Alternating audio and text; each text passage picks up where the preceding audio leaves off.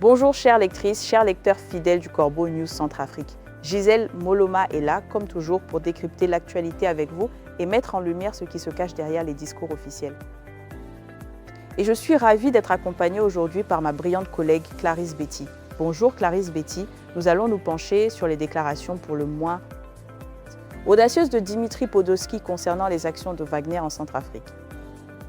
Bonjour Gisèle Moloma, bonjour à toutes et à tous. Eh bien Gisèle Moloma, ce qui fait la une, c'est encore et toujours ce grand numéro de cirque orchestré par les mercenaires de Wagner avec leur chef de la propagande Dimitri Podolski, qui se répand en contre-vérité sur la chaîne russe RT. C'est bien cela, Clarisse Betty.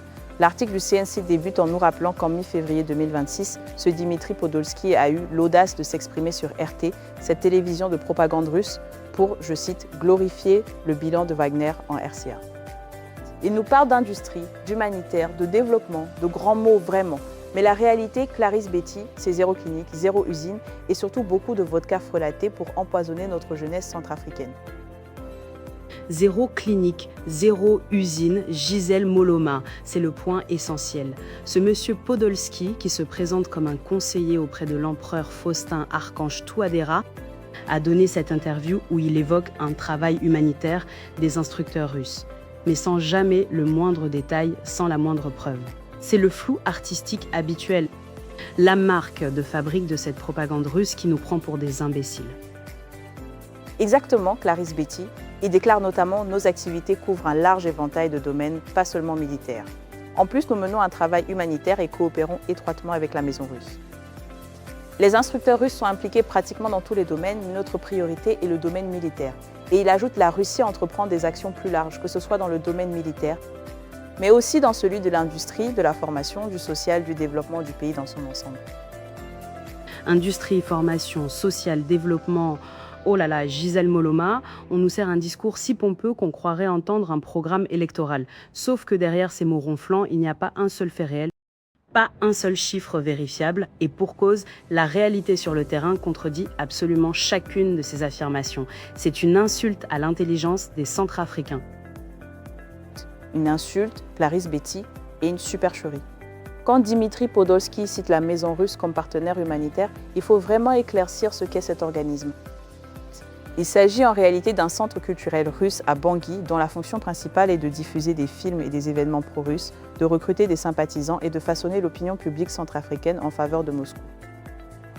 Ce n'est pas une organisation humanitaire, Gisèle Moloma, c'est un instrument de guerre informationnel, ni plus ni moins. Et l'article du CNC nous dresse un inventaire accablant de ce que Wagner ose appeler humanitaire. Commençons par la fameuse clinique mobile de Ouanda Djalé, annoncée en grande pompe par la propagande. Ah, la clinique de Ouanda Djalé, une blague de très mauvais goût, Clarisse Betty. Vers 2018-2019, Wagner annonçait l'installation d'une clinique mobile dans cette localité reculée de la Vakaga. Les enquêtes de la rédaction du CNC sur place ont formellement établi que rien n'a été fait. Aucune clinique, aucun médecin, aucun médicament. Un mensonge pur et simple, diffusé pour bâtir une image de bienfaiteur que rien ne justifiait. Un mensonge éhonté, Gisèle Moloma, et parlons du pillage des kits humanitaires dans la préfecture de l'Ouham. Dans le village de Bowaé, près de Bosangoa, des éléments de Wagner ont carrément mené des opérations de récupération forcée des kits que le SICR avait distribués aux populations locales. Ils sont allés maison par maison pour confisquer le riz, les sardines et tous les produits. Wagner ne redistribuait pas ses biens, il les volait. Il les volait, Clarisse Betty, et ce n'est pas tout. Dans un petit village près de Marconda, l'année dernière, Wagner a tout simplement pris le contrôle d'un poste de santé qui était géré par MSF. Une organisation médicale internationale évincée par un groupe armé mercenaire. On est loin de l'humanitaire, on est dans l'exact opposé. C'est du cynisme pur. Du cynisme, Gisèle Moloma, doublé d'une sacrée audace. On se souvient aussi des groupes électrogènes fantômes. Lors d'une panne majeure des turbines de l'Enerca à Boali en 2021, l'ambassadeur russe avait claironné un don de 5 à 7 groupes électrogènes de 500 kVA. La nouvelle avait été célébrée, amplifiée.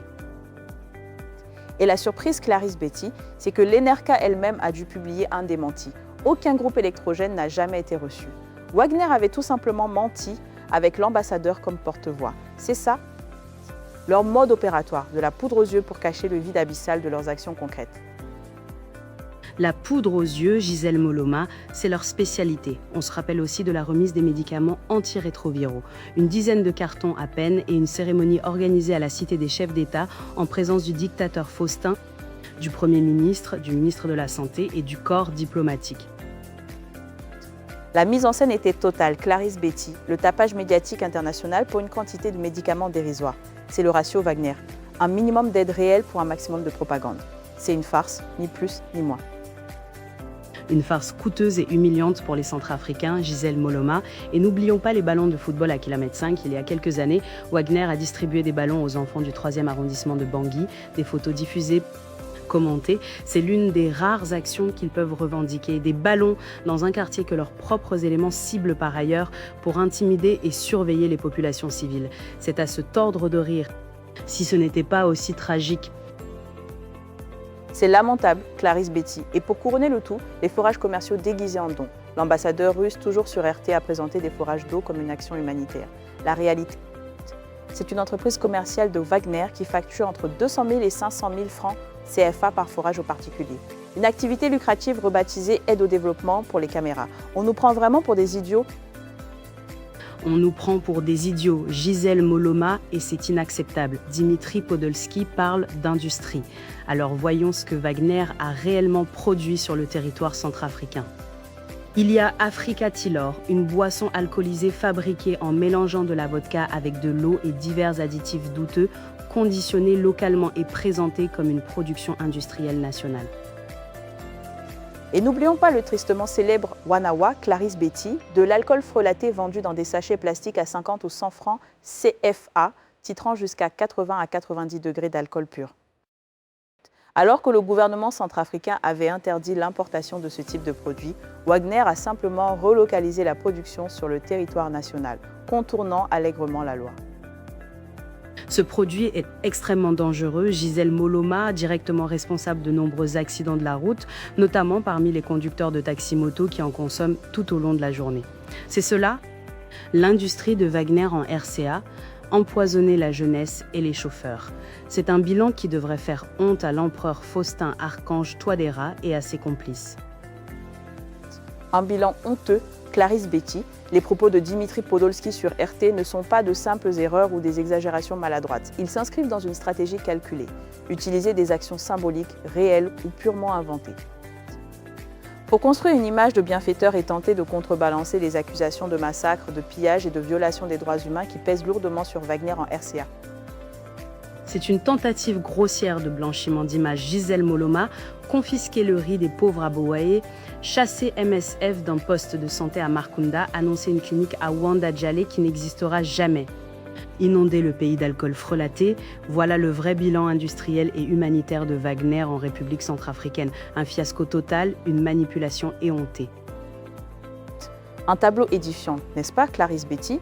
Cet article, mesdames et messieurs, nous vient de la plume acérée d'Alain Nzilo. En effet, Gisèle Moloma. Et pour toutes vos informations, vos témoignages, n'hésitez jamais à contacter la rédaction de Corbeau News Centrafrique au numéro tel WhatsApp +236 75 72 18 21. Merci de nous avoir suivis et à très bientôt.